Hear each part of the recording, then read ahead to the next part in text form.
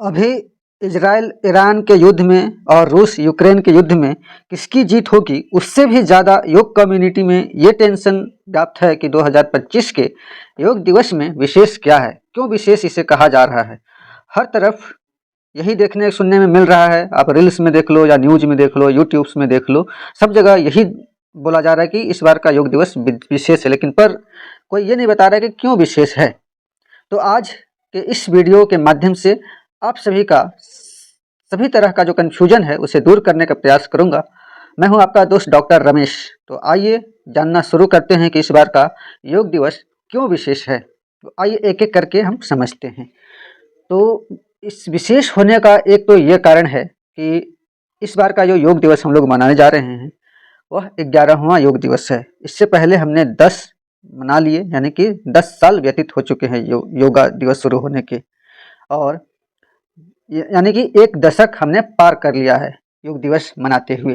तो इसका तो कारण यह है कि 10 साल पूरे हो गए, एक दशक से हम लोग आगे बढ़ चुके हैं, 11वां साल है आज इस बार, इसलिए यह विशेष है। और इसको और विशेष बनाने के लिए हमारे जो भारत सरकार के मंत्रालय है, आयुष मिनिस्ट्री, और इसके जो नीति नियंता है हमारे पीएम मोदी जी, उन्होंने 10 तरह के कार्यक्रम इस बार इस योग दिवस में चलाने के लिए दिया है लोगों को, आयुष मिनिस्ट्री के माध्यम से। तो वो 10 कार्यक्रम क्या क्या हैं, ये हम लोग बारी बारी से जानने की कोशिश करते हैं।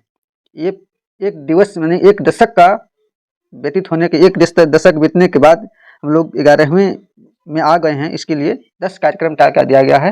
तो पहला है हमारा योग संगम।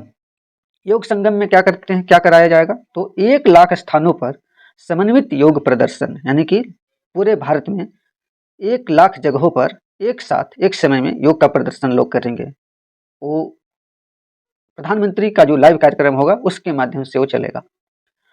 अब जो दूसरा कार्यक्रम है वो है योग बंधन का। योग बंधन में क्या कार्यक्रम है, उसमें है कि प्रतिष्ठित स्थानों पर योग सत्र आयोजित करने के लिए 10 देशों के साथ वैश्विक साझेदारी, यानी कि जो अच्छे अच्छे इंस्टीट्यूट हैं, जो प्रतिष्ठित संस्थान हैं हमारे देश के, तो वो क्या करेंगे, 10 वैश्विक देशों से साझेदारी संपर्क करेंगे, यानी कि साझेदारी बनाएंगे और योग दिवस को उनके माध्यम से मनाया जाएगा। जैसे कि यूनिवर्सिटी हो गई, कोई हॉस्पिटल हो गया, तो वो 10 देश के लोगों से संपर्क करके उनको शामिल करेंगे योग दिवस मनाने के लिए। योग बंधन है। फिर है योग पार्क, तीसरा जो कार्यक्रम है हमारा योग पार्क का।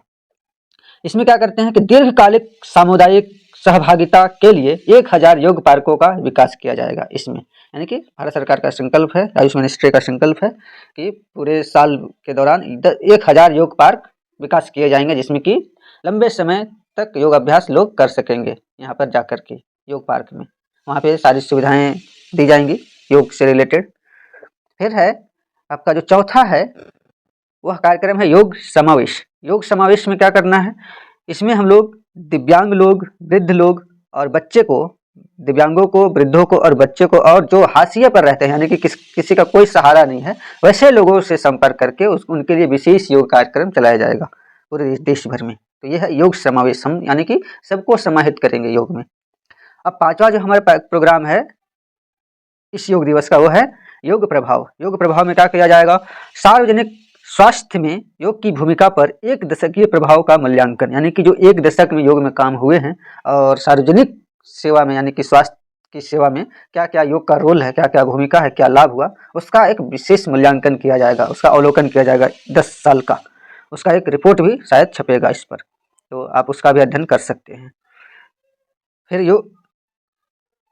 योग हो गया प्रभाव। उसके बाद है हमारा 6ठा जो प्रोग्राम है हमारा योग कनेक्ट। योग कनेक्ट में क्या करेंगे, एक वर्चुअल वैश्विक योग सम्मेलन जिसमें योग विशेषज्ञ और स्वास्थ्य देखभाल के पेशेवर शामिल होंगे, यानी कि एक वर्चुअल कार्यक्रम पूरे देश में चल रहा है, इसके अंतर्गत कोई योग के विशेषज्ञ भाग लेंगे और जो हमारे स्वास्थ्य क्षेत्र में कामगार हैं, जो काम करते हैं, वैसे लोगों को शामिल करके योग के बारे में चर्चा की जा रही है योग कनेक्ट के माध्यम से। फिर 7वां जो प्रोग्राम है हमारा है हरित योग का। हरित योग एक स्थिरता संचालित पहल है जिसमें योग को वृक्षारोपण एवं सफाई अभियान से जोड़ा गया है, यानी कि योग से रिलेटेड जो परिजन हैं, जो आदमी हैं, उनको प्रोत्साहित किया जा रहा है कि आप योग के साथ साथ सफाई और वृक्षारोपण के भी कार्यक्रमों पे अपना योगदान दीजिए। तो ये हरित योगा है।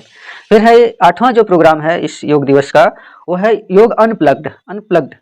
इसमें क्या किया जाएगा कि युवाओं को योग के प्रति आकर्षित करने के लिए कार्यक्रम, यानी कि युवाओं को जोड़ने का इसमें प्रोग्राम रखा गया है योग अनप्लग्ड में। विशेषकर युवाओं से जुड़ने का ये एक अभियान है। फिर इसके बाद है हमारा 9वां जो प्रोग्राम है योग महाकुंभ। इसमें क्या होता है, योग महाकुंभ में हम लोग 10 स्थानों पर 1 सप्ताह तक चलने वाला उत्सव, जिसका समापन प्रधानमंत्री मोदी जी के नेतृत्व में एक केंद्रीय समारोह के साथ होगा। यानी कि जो एक योग दिवस 21 जून को है, तो उससे 1 सप्ताह पहले से वहाँ पे योग के प्रोग्राम चलेंगे। उसमें बच्चे, बूढ़े, महिलाओं के लिए, युवाओं के लिए, सबके लिए अलग अलग सत्र निर्धारित किए जाएंगे। 1 सप्ताह तक वो चलेगा। फिर उसका समापन एक साथ, जब यानी कि पूर्णाहुति समझ लीजिए, प्रधानमंत्री के कार्यक्रम के साथ वो समापन हो जाएगा। तो यह है योग महाकुंभ। फिर है 10वां जो लास्ट है, वो है समयोगम में क्या करते हैं, समग्र स्वास्थ्य के लिए आधुनिक स्वास्थ्य सेवा के साथ योग को एकीकृत करने वाली 100 दिवसीय पहल। यानी कि 100 दिनों तक योग के जो संस्थान है वो समग्र स्वास्थ्य को देखते हुए आधुनिक सेवा में, आधुनिक जो चिकित्सा व्यवस्था है उसके साथ उसको योग को कनेक्ट करने के लिए पहल करेंगे। तो आप लोगों ने जान लिया कि क्यों इस बार का योग दिवस अति विशेष है। इस तरह के हमारे 10 प्रोग्राम चल रहे हैं योग में, योग दिवस को लेकर के। कुछ तो योग दिवस के बाद भी चलते रहेंगे, कुछ योग दिवस में समाप्त हो जाएंगे। तो इस तरह पूरे सालों भर इसकी जो रूपरेखा है प्रधानमंत्री जी ने तय कर रखा है, उसी के माध्यम से ये सब चलाए जा रहे हैं। तो कैसा लगा यह वीडियो, जानकारी से भरपूर है कि नहीं, ये सब आप जरूर कमेंट करके बताइए। मिलते हैं हम अगले वीडियो में नई जानकारी के साथ। तब तक के लिए सभी को नमस्कार, प्रणाम।